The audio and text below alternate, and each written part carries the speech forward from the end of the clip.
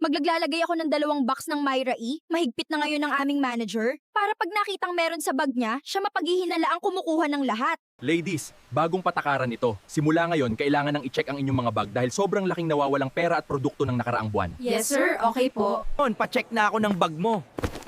Bakit may lamang Myra E dito sa bag mo? Binili mo ba to? 2 box pa. Magsiuwi na kayo. Yes sir. You will stay. Opo sir. Sumamama ka sa akin, may pakikita ako sa'yo, napaka-importante. Sige po sir, pero hindi po ako gumawa ng lahat ng ito. Tingnan mo ito! Siya ang suspect sa lahat ng nakawan dito. Ni-recall namin ang CCTV for the last 1 month. Siya ang lahat ang kumukuha ng gamot at glutathione. Nilagay niya ang Myra E sa iyong bag para ikaw ang mapagbintangan na nagnanakaw ng lahat. Bakit niya ginawa yun? Kaibigan ko siya, bakit niya ako ginaganito? Sa ngayon, huwag mong sasabihin sa kanya ang lahat. Inaayos na lang ang warrant of arrest para tuluan siya ng leksyon. Pasensya na kung medyo nahuli ang aking aksyon. Magpanggap ka na walang alam. Magpanggap ka na wala kang nakita. Para lang maging smooth ang pagkakadakip sa kanya, tuturuan lang siya ng leksyon ng kumpanya. Sige po. Sir, masusunod po bukas po. Sabay kaming papasok. Titingnan ko nga din kung ano ang sasabihin niya. Nag-chat pa yung plastikong kaibigan at English pa. Hindi niya daw ako kilalang magnanakaw. Bakit ko daw ginawa yun? Kilala daw niya akong mabait na napaka-plastic talaga.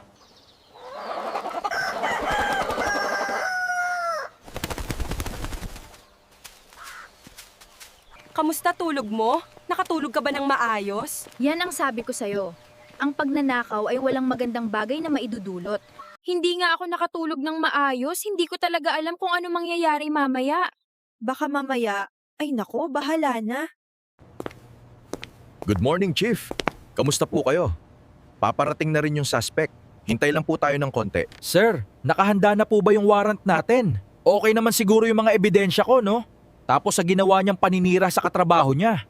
Meron tayong sapat na ebidensya kaya nagkaroon siya ng warrant of arrest at higit pa doon, nandamay siya ng ibang tao, pinahiya niya at halos rurukin sa kahihiyan. Ang balita ko'y matalik niyang kaibigan ang gusto niyang managot sa ganong iskandalo.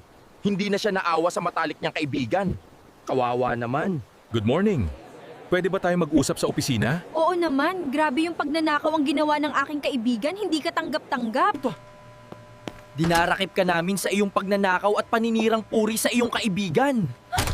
Paano nyo nakita sa CCTV camera? Binubura ko ang videos habang wala ang aking manager. Hindi mo chinek ang recycle bin? Nandun lahat ng deleted files na pinagbubura mo. Akala ko ba ako ang nagnanakaw? Bakit ikaw ang nakaposas? Back to you! Karma is real, bitch!